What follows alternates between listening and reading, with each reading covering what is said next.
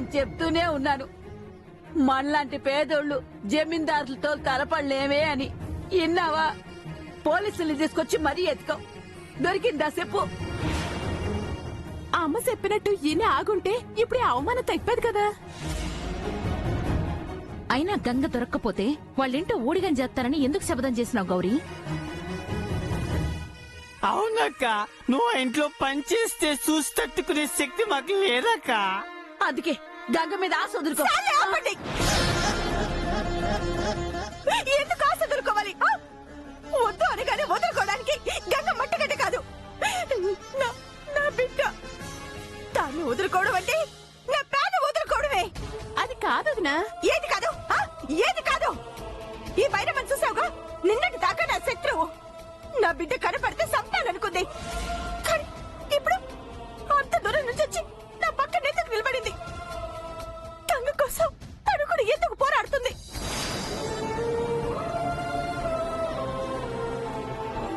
ఎందుకో తెలుసా? తను కూడా ఆడదు కాబట్టి, అమ్మ ప్రేమ తనకి తెలుసు కాబట్టి.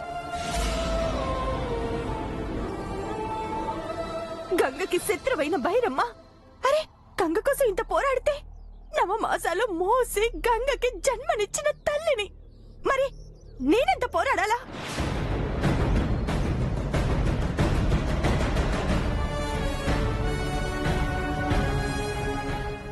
పోరాడతాను. ఆ జమీందారు నిజం చెప్పే వరకు, నా బిడ్డ నాకు దొరికే వరకు పోరాడుతూనే ఉంటాను. నిజమేనే, కానీ ఇలా ఎన్నాలని పోరాడతావు? సచ్చేదాకా, నా ఊపిరి ఆగేదాకా. నువ్విక్కడే ఉండి గంగను పట్టుకుంటే జమీందారు సగం ఆస్తి ఎత్తది. నువ్వు మాకు సిల్లి గవ్వివ్వవు. నిన్నిక్కడి నుంచి తీసుకుపోతా. నువ్విక్కడుంటే గంగను పట్టేస్తావు. అదే పట్టుకోలేకపోతే ఈ కొంపలో పని మనిషి అవుతావు. నాకు కావాల్సింది నువ్వు నాశనం అయిపోవటం. అందుకే నువ్విక్కడుండకూడదు. ఉన్న గంగ నీకు దొరకకూడదు. వద్దుదినా, మళ్ళీ జమీందారు ఇంటికి వెళ్తే మనల్ని పోలీసులకు పట్టెత్తది. ఉరిసిచ్చి పడినా పర్వాలేదు. వాళ్ళింటి ముందు ఎన్నాళ్ళుంటావు గౌరీ?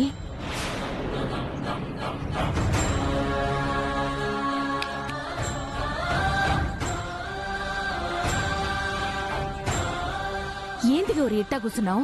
ఇన్నాళ్లుగా ఊరి కోసం, దేశం కోసం, హీరోల కోసం నిరాహార దీక్ష చేసిన వాళ్ళని చూసుంటారు. చరిత్రలో మొదటిసారి కన్న కూతురు కోసం నిరాహార దీక్ష చేస్తున్నటువంటి తల్లిని చూస్తారు.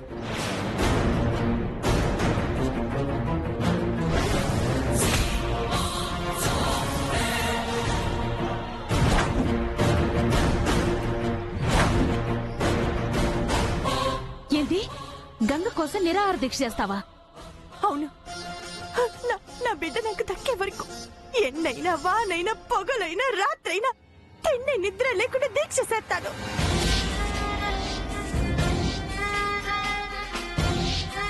నా బాధ చూసి ఆ రాజేశ్వరి కరగకపోవచ్చు.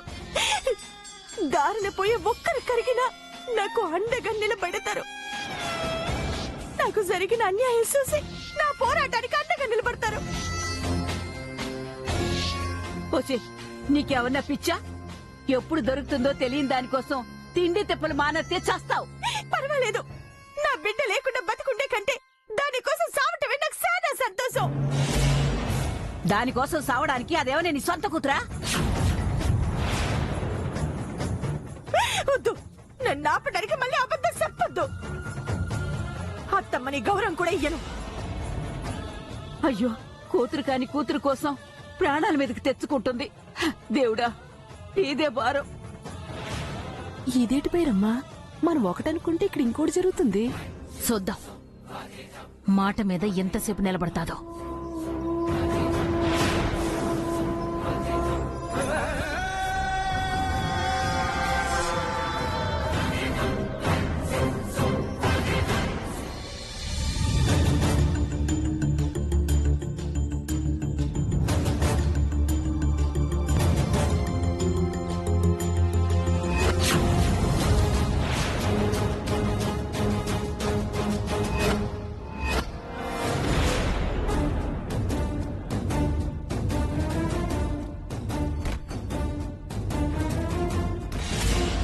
నువ్వు ఏమైనా చెప్పొదినా, నాకు తెలిసి ఆ గంగ మన ఇంట్లోనే ఉందని అనుకుంటున్నాను. అవునక్క, లేదంటే గౌరీ అంత ధైర్యంగా పోలీసులను ఎలా తీసుకొస్తుంది? అవును, ఫోన్లో ఫోటో కూడా చూపించిందంటే ఖచ్చితంగా ఉండే ఉంటుంది. నార్మయ్యండి, మనకు తెలియకుండా మన సపోర్ట్ లేకుండా గంగ ఎలా ఉంటుందే?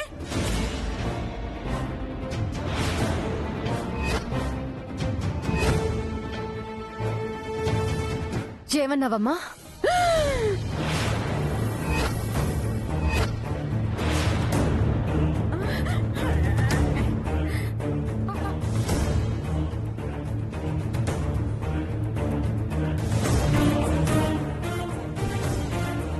అమ్మా, ఏమన్నావు? ఇంకొకసారి చెప్పు. మన మన సపోర్ట్ లేకుండా ఎలా ఉంటుంది అన్నాను. కరెక్ట్, గంగ మన ఇంట్లో లేదు. Correct correct. ఉంది అంటే ఎవరో ఒకరి సపోర్ట్ ఉండే ఉంటుంది. అనవసరంగా ఐడియా ఇచ్చి చచ్చానే, నోటి దురద. కరెక్ట్, అంటే మన ఇంట్లోనే ఎవరు గంగకి సపోర్ట్ చేసి ఉంటారు. అసలు ఉంటే కదా సపోర్ట్ చేయడానికి. ఉంది, గంగ ఈ ఇంట్లోనే ఉంది. అంటే రాజేశ్వరి చూసేసిందా? ఉందని అంత కరెక్ట్ గా ఎలా చెప్పగలవమ్మా? గంగ ఫోటో,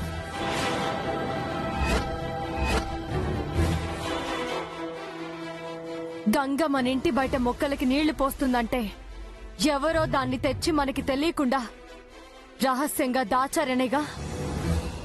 మనకు తెలియకుండా మనింట్లో ఉంచారు అంటే నా పరువు తీయాలనేగా. నన్ను ఆ గూడెం వాళ్ల ముందు దొంగగా నిలబెట్టాలనేగా. అలాంటిదే ఉండదమ్మా. ఉంది,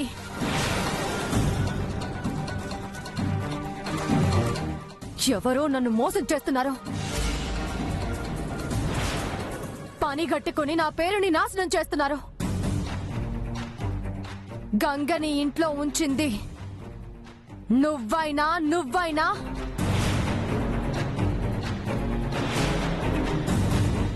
ఆఖరికి నా కన్న తల్లైనా క్షమించను. నా కంటికి ఇంటికి శాశ్వతంగా దూరం చేస్తాను. వాళ్లతో ఉన్న సంబంధాన్ని సమాధి చేస్తాను.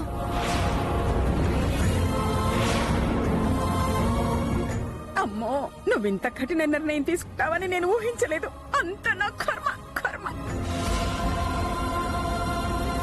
మర్యాదగా మీ నోటితో మీరు నిజం చెప్తే క్షమిస్తాను. గంగని వాళ్ళ అమ్మకు అప్పగిస్తాను. గంగ ఇక్కడే ఉంది అని నేను తెలుసుకున్నానో గంగని ఇక్కడ ఉంచిన వాళ్ళని నిర్దాక్షిణ్యంగా ఇక్కడ నుంచి బయటికి పంపించేస్తాను. చెప్పండి, నిజం చెప్తారా? శాశ్వతంగా నాకు దూరం అవుతారా? ఆలోచించుకోండి.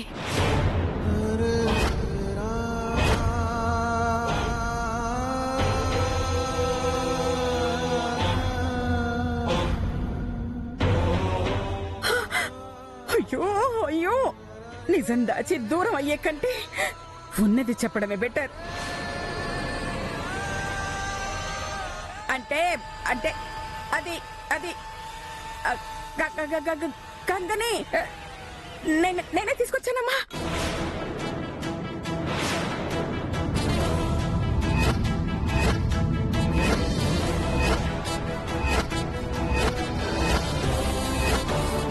అనుకున్నాను ఇది నీ పని అని ముందే అనుకున్నాను.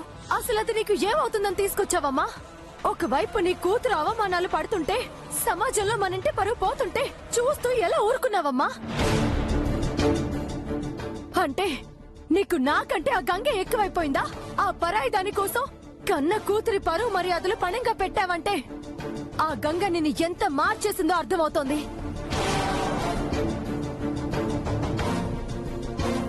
నీలాంటి దాన్ని తల్లని చెప్పుకోవడానికి అసహ్యంగా ఉంది. నీలాంటి దాని కడుపున పుట్టినందుకు సిగ్గుగా ఉంది.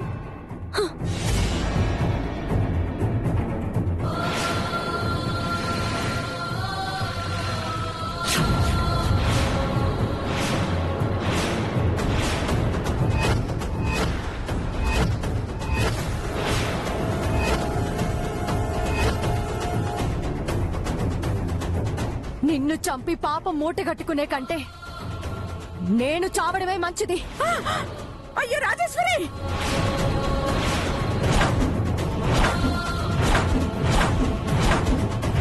అమ్మా అమ్మా రాజేశ్వరి, అమ్మా! రాజేశ్వరి, రాజేశ్వరి వద్దమ్మా. వద్దు, రాజేశ్వరి. వద్దు, వద్దు. రాజేశ్వరి! అమ్మా రాజేశ్వరి! అమ్మా ఏమైంది? ఎందుకలా అరిచావు?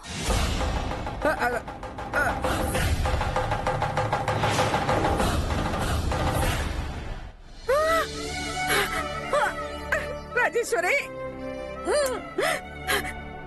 నీకేం కాలేదు కదా? నీకేం కాలేదు కదమ్మా? ఏమైందమ్మా? ఆ? ఆ? ఆ, నిజమేమోనని భయపడి చచ్చాను. అమ్మో, చచ్చిన నిజం చెప్పకూడదు. చెబితే నా కూతురు చస్తుంది.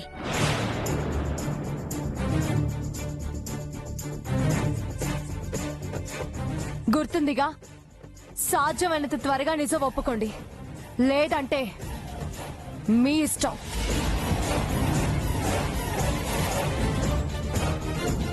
విన్నారుగా? విన్నారుగా? గంగ గురించి తెలిస్తే చెప్పండి, లేదంటే పోతారు. ఆ, అమ్మో. గంగ ఇంట్లో ఉంటే మనకు కనపడాలి కదా. చూద్దాం, మెల్లగా బయటకు వస్తుంది.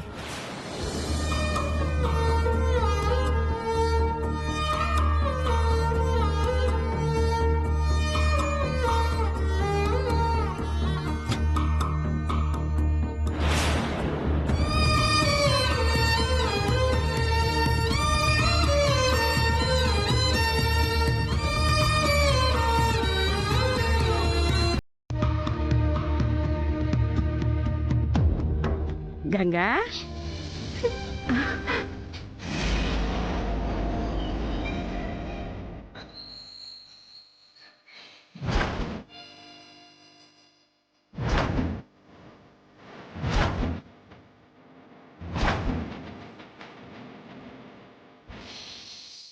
అయ్యో, ఎందుకు ఏడుస్తున్నావమ్మా?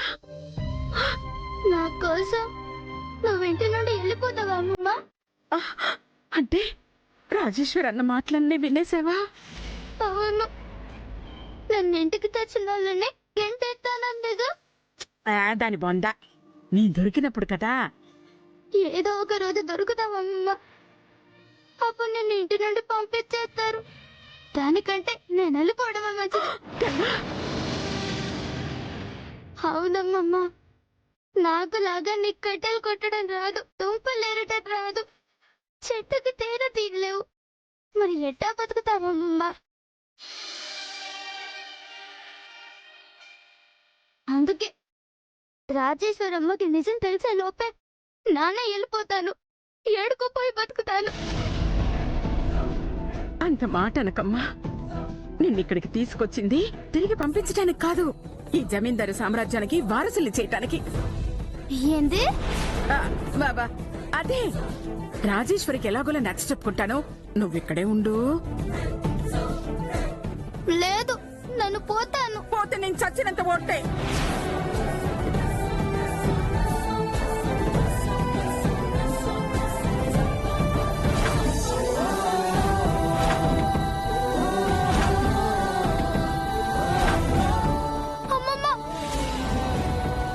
అవునమ్మా, నిజంగా రాజేశ్వరి నిన్ను పొమ్మంటే నీతో పాటు నేను వచ్చేస్తా.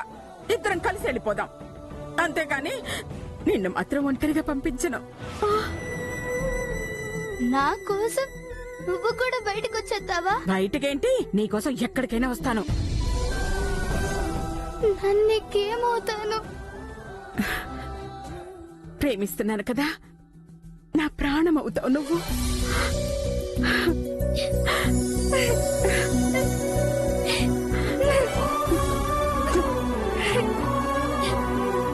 నిన్ను చూస్తుంటే మా అమ్మ గుర్తుకొస్తాందమ్మమ్మ. నిన్ను చూస్తుంటే చిన్నప్పుడు నా రాజేశ్వరి గుర్తుకొస్తోంది.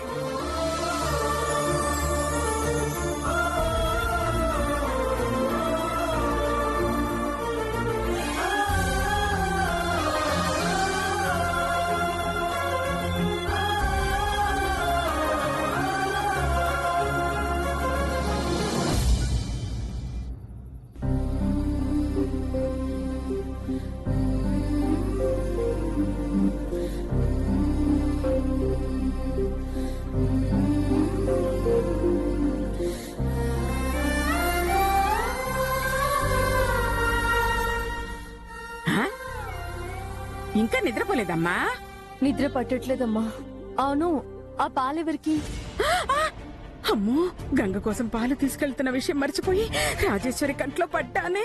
అయ్యో మాట్లాడవేంటమ్మా? పాలెవరి కోసం? అయ్యో నీకోసమేనమ్మా. నా కోసమా? నేనేం అడగలేదే. అడక్కపోయినా బాగా నీరసంగా ఉన్నావు, తెచ్చానమ్మా. వద్దమ్మా, కాళ్ళు బాగా నొప్పులుగా ఉన్నాయి. అయ్యో, నాతో చెప్పుంటే టాబ్లెట్ తీసుకొచ్చేదాన్ని కదమ్మా. ఉండు, ఆయింట్మెంట్ తీసుకొస్తాను.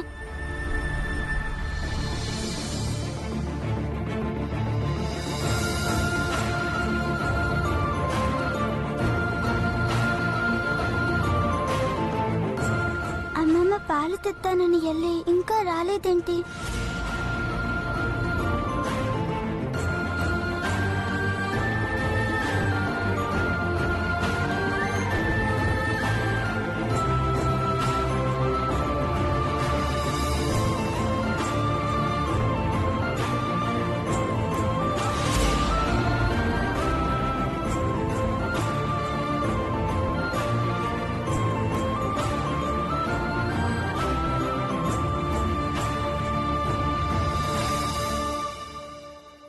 అయ్యో అమ్మా, నువ్వు రాయడమేంటమ్మా? ఈ లైవ్ నేను రాసుకుంటాను. నా కూతురికి నేను రాస్తే తప్పేంటమ్మా? రాయి నువ్వు. అమ్మా వద్దంటున్నానా? నేను రాసుకుంటాను. చిన్నప్పుడు నీ కాళ్ళ నొప్పులంటే ఎన్నిసార్లు రాయలేదమ్మా? చిన్నప్పుడు కాబట్టి రాసావు, కానీ ఇప్పుడు నేను చిన్నదాన్ని కాదు కదా, అందుకే ఏదోలా ఉందమ్మా. పాపం జమీందారమ్మకి కాలు నొప్పులనుకుంటా. ముందు పిల్ల చెప్పింది వింద కదా. ఏమైంది మమ్మీ? సమయానికి వచ్చావు. మీ మమ్మీకి కాళ్ళ నొప్పులంట. ఈ ఆయింట్మెంట్ కాస్త రాయమ్మా, కాళ్ళ నొక్కు. నేనా? మనం జమీందాస్. నోర్మై, దిగొచ్చింది పెద్ద జమీందారు. మీ అమ్మ జమీందారు కాదా? అయినా అమ్మ దగ్గర జమీందారేంటే? నోరు మూసుకుని రాయి. నేనెళ్ళి వేడి నీళ్ళు తీసుకొస్తాను, కాపడం పెట్టాలి. అమ్మా అలాగే ఆయింట్మెంట్ చెల్లు, నేను రాసుకుంటాను.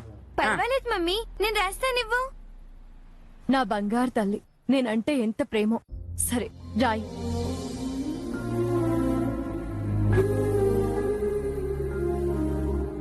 ఇప్పుడు నేను నీ కాలు పట్టుకోవాలా? మేం జమీందాస్, చచ్చినా పట్టుకోను.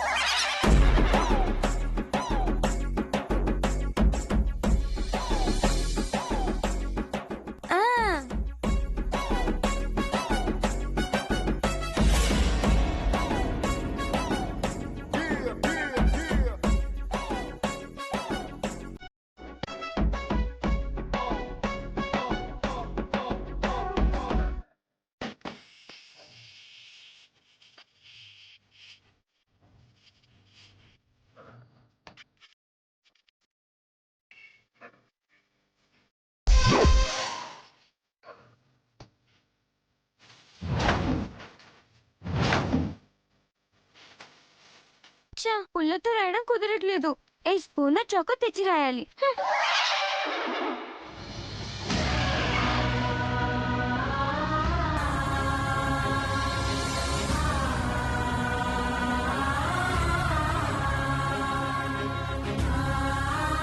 పాపం మంగకి మందు రాయడం రావట్లేదు. మరి జమీందారమ్మకి కాళ్ళు నొప్పులు ఎలా తగ్గుతాయి? నానెళ్ళి రాస్తే అమ్మో ఎవరైనా చూస్తే ఎవరు చూడలే.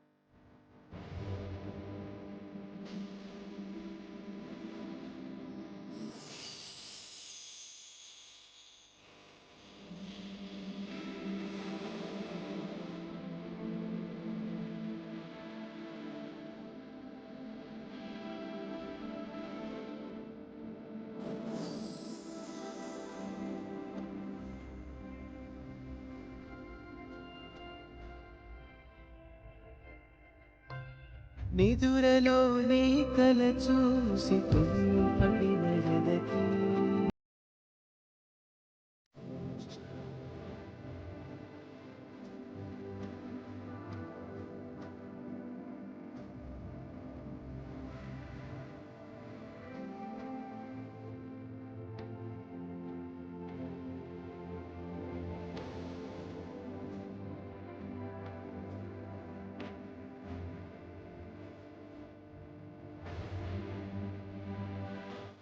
ఆహా, నీ చేత్తో రాస్తుంటే వెంటనే నొప్పి తగ్గిపోయింది మంగ. మందు మహిమో నీ చేతి మహిమో తెలియదు కానీ హాయిగా ఉంది.